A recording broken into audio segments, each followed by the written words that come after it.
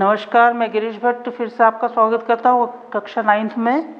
और हम उपस्थित हुए एक कविता लेकर के, एक फूल की चाह। सियाराम शरण गुप्त द्वारा रचित ये पंक्तियाँ हैं। और हमने सियाराम शरण गुप्त का जन्म झांसी के निकट चिरगांव में सन 1895 में हुआ था और राष्ट्रकवि मैथिली शरण गुप्त इनके बड़े भाई थे। गुप्त जी के पिता भी कविताएं लिखते थे, इस कारण परिवार में इन्हें कविता के संस्कार प्राप्त हुए। एक फूल की चाह गुप्त जी की एक लंबी और प्रसिद्ध कविता है, पर प्रस्तुत पाठ इसी कविता का एक अंश मात्र है। उसमें से छोटा सा अंश हमने इसमें लिया है। पूरी कविता छुआछूत की समस्या पर केंद्रित है। एक मरणासन्न अछूत कन्या के मन में यह चाह उठती है कि काश देवी के चरणों में अर्पित किया हुआ एक फूल उसे कोई लाकर दे। कन्या के पिता ने बेटी की मनोकामना पूरी करने के लिए बीड़ा उठाया है और वह देवी के मंदिर में जा पहुंचते हैं। देवी की आराधना भी की, पर उसके बाद वह देवी के भक्तों की नज़र में खटकने लगा कि मंदिर में कैसे आ गया अछूत होकर के। मानव मात्र को एक समान मानने की नसीहत देने वाली देवी के श्रवण भक्तों ने उस विवश लाचार आकांक्षी मगर अछूत पिता के साथ कैसा सुलूक, कैसा व्यवहार किया, क्या वह अपनी बेटी को फूल लाकर दे सका, इस कविता की मार्मिक अंश में हम आगे देखते हैं। तो उद्वेलित कर अश्रु राशियां हृदय चिताए धधका कर महामारी प्रचंड हो फैल रही थी इधर उधर। तो महामारी फैली हुई है गांव में और कई सारी चिताएं, बच्चों की चिताएं जल रही हैं। ऐसा दृश्य बिल्कुल हृदय को विस्तीर्ण करने, मतलब कि दुखी से डुबा देने वाला दृश्य है। जो है वो क्षीण कंठ मात्र स्वाओं का करुण रुदन दुर्दांत नितांत भरे हुए था निज कृश रव में हाहाकार अपार अशांत।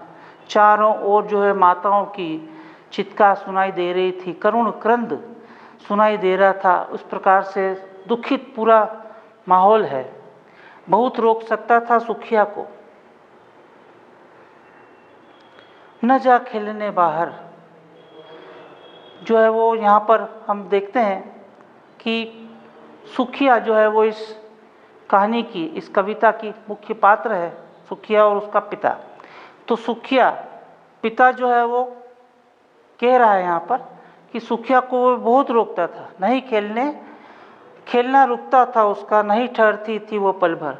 जरा भी वो सुनती नहीं थी, घर में जरा भी रुकती नहीं थी कि महामारी फैली हुई है। महामारी के बारे में अब अभी जो जानते हैं आप, उसी से हम गुजर रहे हैं। जैसे कोरोना चल रहा है, इस प्रकार से उस समय भी कोई महामारी रही होगी जिसमें कि ये घटना हो रही है। मेरा हृदय कांप उठता था, बाहर गई निहार उसे, यही मानता था कि बचा लूँ किसी भांति इस बार उसे। और वो जब भी बाहर जाती थी तो उसका मन कांप उठता था कि किस प्रकार से इसको मैं घर में रखूं। वैसे भी छोटे बच्चे जो बड़े नटखट होते हैं और वे घर में अंदर रुकना ज़्यादा समय पसंद नहीं करते, उनको कितना भी समझाओ लेकिन वे बाहर आ ही जाते हैं। भीतर जो डर रहा छिपाए, हाय वही बाहर आया। जो डर जो है पिता के मन में भीतर था कि कहीं मेरी बच्ची को ये रोग नहीं लग जाए, वो बीमार नहीं हो जाए, महामारी की चपेट में ना आ जाए, और वही बाहर आया। एक दिवस सुखिया के तनु को ताप तप्त मैंने पाया, तनु यानी शरीर। मैंने एक बार जो है वो एक दिन मैंने अपनी पुत्री का शरीर जो है वो ताप से, बुखार से तप्त पाया। ज्वर विहल हुआ बोली वह, क्या जानूं किस डर से डर। जो है वो बड़ी ज्वर में विहल है, मतलब कि ज्वर उसे है और वह बोल रही है कि मुझे किसी बात का डर नहीं है, मैं किसी चीज़ से इससे नहीं डरती हूँ। मुझको देवी के प्रसाद का एक फूल ही लाकर दे दो, देवी के चरणों में अर्पित एक फूल लाकर दे दो। उसके मन में ये भाव है कि देवी के चरणों में चढ़ा हुआ फूल जब मेरे पास आ जाएगा तो मैं इस रोग से बच जाऊंगी और ठीक हो जाऊंगी। क्रमशः कंठ क्षीण हो आया, शिथिल हुए अवयव सारे, बेटा था नव नव उपाय की चिंता में मैं मन मारे।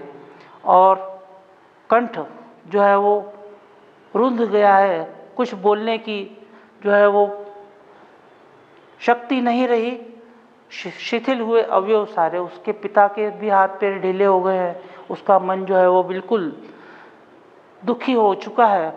और जान सका न प्रभात सगज से, हुई अलस कब दोपहरी, स्वर्ण घनों में कब रवि डूबा, कब आई संध्या गहरी। चिंता में इस प्रकार से डूबा हुआ है उसका पिता कि कब आलस्य से भरी हुई दोपहरी चली गई, शाम चली गई और संध्या सुनहरे बादलों में सूर्य कब अस्त हो गया, इसका उसे जरा भी पता ही नहीं चला। वो केवल और केवल अपनी बेटी की चिंता में लगा हुआ है। सभी ओर दिखलाई दी बस अंधकार की ही छाया, चारों ओर उसके अंधकार दिखाई देने लगा है। छोटी सी बच्ची को ग्रसने कितना बड़ा तिमिर आया। वो सोच रहा है कि जो अंधकार छा गया है ये मेरी छोटी सी बच्ची को ग्रास बना लेगा, ग्रस लेगा, हरण कर लेगा। और कितना बड़ा ऊपर विस्तृत महाकाश में जलते थे अंगारों से, झुलसी थी जाती थी आंखों जगमग जगते तारों से।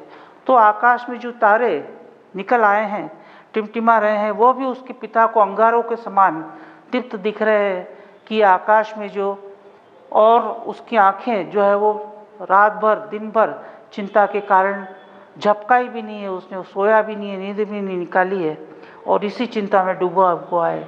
उसकी आंखों में जलन सी होने लगी है।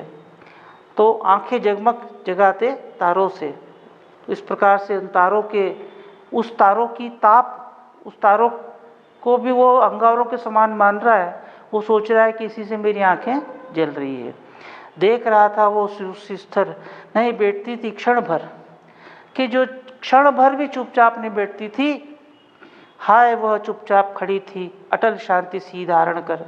वो चुपचाप खड़ी थी, एक स्थिरता आ गई थी उसमें, कुछ उसका मन कुछ भी करने के लिए नहीं होता था। सुनना वही चाहता था मैं, उसे स्वयं ही उकसा कर। वह कुछ न कुछ बोले, इस प्रकार से वो उकसा रहा है, उसको झिंझोड़ रहा है कि अरे बेटी कुछ तो बोल, कि मुझे फिर से तुम बोलो कि देवी के प्रसाद का फूल लाकर मुझे दो, मुझको देवी के प्रसाद का एक फूल ही लाकर दो, कुछ तो बोल बेटी। लेकिन वो कुछ बोल नहीं रही है। ऊंचे शैल शिखर के ऊपर मंदिर था विस्तीर्ण विशाल, ऊंचे पहाड़ पर माता का मंदिर है बड़ा विशाल। स्वर्ण कलश सरसिज विहसती थे और उसमें स्वर्ण कलश के समान कमल खिले हुए थे। ऊपर जो है वो तालाब में पाकर सुमुदित रवि कर जाल, और उनके ऊपर रवि जाल यानी कि सूर्य की किरणों का प्रकाश गिरने से बड़ा सुंदर प्रतीत हो रहे थे। धूप दीप धूप से आमोदित था मंदिर का आंगन सारा, गूंज रही थी भीतर बाहर मुखरित उत्सव की धारा। मंदिर में भक्तों की जो है वो भजन और आरती की गूंज हो रही थी। मंदिर दीप और धूप की और फूलों की सुगंध, आसपास का वातावरण बड़ा सुंदर लग रहा था। भक्त वृंद मधुर कंठ से गाते थे सभक्ति मुदमय, और भक्ति जो है वो भक्तों के वृंद यानी कि समूह मधुर कंठ से भक्ति रूप से जो है गा रहे हैं।